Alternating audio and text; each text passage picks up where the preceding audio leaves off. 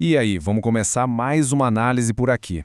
Hoje o nosso foco é uma jornada fascinante, literalmente acompanhando o caminho cronológico de um único impulso nervoso. A gente vai explorar juntos os processos elétricos e químicos que tornam a comunicação no sistema nervoso possível. É quase como observar os bastidores do nosso próprio cérebro em tempo real. Olhando para essa imagem, a escala absoluta e a velocidade do sistema nervoso são realmente impressionantes, né? A gente está falando da biologia, lidando com bilhões de sinais precisos, voando em meros milissegundos para orquestrar tudo que a gente faz, desde respirar até resolver uma equação complexa. É uma verdadeira maravilha fisiológica. O nosso roteiro de hoje é simples e direto. 1. A comunicação do sistema nervoso. 2. O potencial de repouso. 3. Estímulos e potenciais graduados. 4. O potencial de ação. E 5. As sinapses neuronais. Vamos do estado dormente até a explosão elétrica, finalizando nessa transferência entre as células. Começando pela seção 1, a comunicação do sistema nervoso. Vamos dar aquele passo atrás e lembrar como a rede sensorial capta os estímulos do mundo lá fora. Funciona assim. Os receptores estão o tempo todo captando informações sensoriais. Eles mandam isso lá para o sistema nervoso central pelas vias aferentes. O cérebro interpreta esses dados e já devolve a resposta fisiológica exata para os músculos e glândulas. É um bate-e-volta constante, sem descanso. E isso nos leva à seção 2, o potencial de repouso. Vamos dar um zoom na unidade fundamental disso tudo, o neurônio, e ver como ele fica quando está, entre aspas, esperando a ação. Aqui vai um detalhe super importante. O neurônio em repouso não está descansando, não. Na real, ele trabalha pesado para manter uma carga elétrica negativa lá dentro em relação ao ambiente exterior. É como se fosse uma mola tensionada. Essa polarização é absolutamente vital para a comunicação neural acontecer depois. E olha que incrível! Se a gente conectasse um voltímetro com microeletrodos, daria para ver exatamente essa diferença, de menos 70 milivolts na célula silente. Essa voltagem negativa acontece por causa de uma distribuição desigual de íons de sódio, potássio e cloro através da membrana. O lado de fora fica mais positivo e o de dentro mais negativo. Para manter essa tensão toda, entra em cena a famosa bomba de sódio e potássio. Ela é tipo o motor do sistema, usando o transporte ativo para jogar 3 íons de sódio para fora e puxar 2 de potássio para dentro, sempre remando contra a maré dos gradientes de concentração naturais.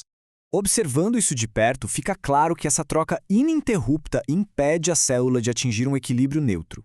Esse gasto energético contínuo é justamente o que deixa o neurônio armado, preparadíssimo para disparar a qualquer milissegundo.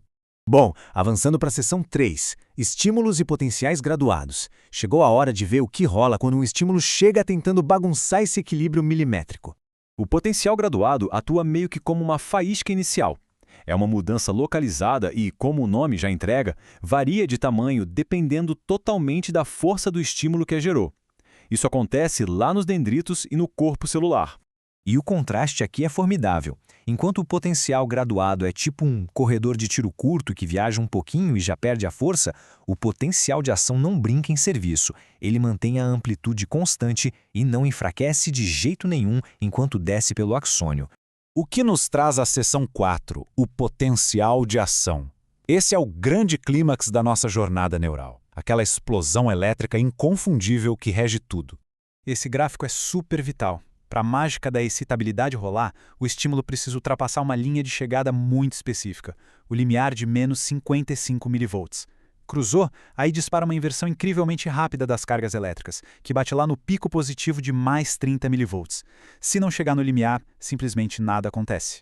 Colocando isso numa linha do tempo, na mesma fração de milissegundo, primeiro os canais de sódio abrem as portas para inundar a célula com carga positiva. Essa é a despolarização. Logo depois, o potássio sai da célula para restaurar o estado negativo. Ele até passa um pouco do ponto na hiperpolarização antes de estabilizar de novo no repouso. Sabe o que é mais doido? Como essa inversão elétrica inteira acontece tão absurdamente rápido, um único neurônio consegue disparar mais de 1000 potenciais de ação em apenas 1 segundo. É uma taxa de comunicação biológica que deixa a gente sem palavras. Olhando a nível molecular, essa transição obedece àquela velha lei fisiológica do tudo ou nada. Não existe meio termo, não tem potencial de ação fraco ou forte. Quebrou o limiar inicial, todos os pulsos elétricos vão ter a mesmíssima amplitude marcante. E seguindo essa regra inflexível, a célula tem suas barreiras de tempo, os períodos refratários. No período refratário absoluto, ela ignora novos estímulos, não adianta insistir.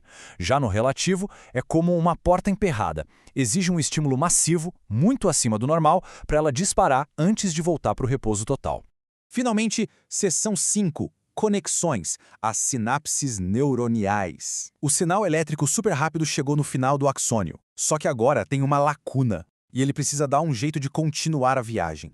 Pensando que um neurônio comum faz milhares de conexões sinápticas, essa passagem de bastão é exatamente o que permite que sinais individuais se entrelacem formando redes extremamente complexas.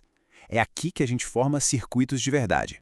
E esse pulo rola de duas maneiras principais. O sinal pode fluir diretamente através de canais físicos na sinapse elétrica ou pode usar mensageiros químicos muito específicos, os neurotransmissores, para cruzar o espaço, que é o que chamamos de sinapse química. Aqui fica bem ilustrada a sinapse elétrica.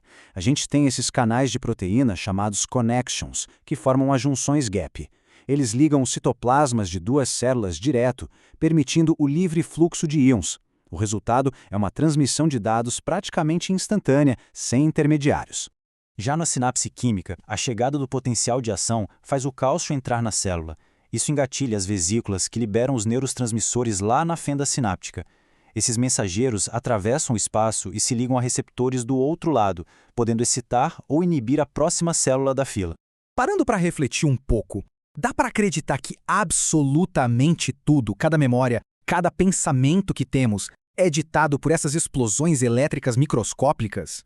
Ver de perto essa comunicação neural, desde a mola armada do potencial de repouso, passando pelo potencial graduado e o potencial de ação, até chegar nas sinapses, é uma lição de admiração pelo corpo humano. Fica aí essa provocação para a gente pensar sobre a nossa própria biologia. Espero que essa análise tenha aberto a mente para a complexidade que existe dentro de nós. Até o nosso próximo encontro.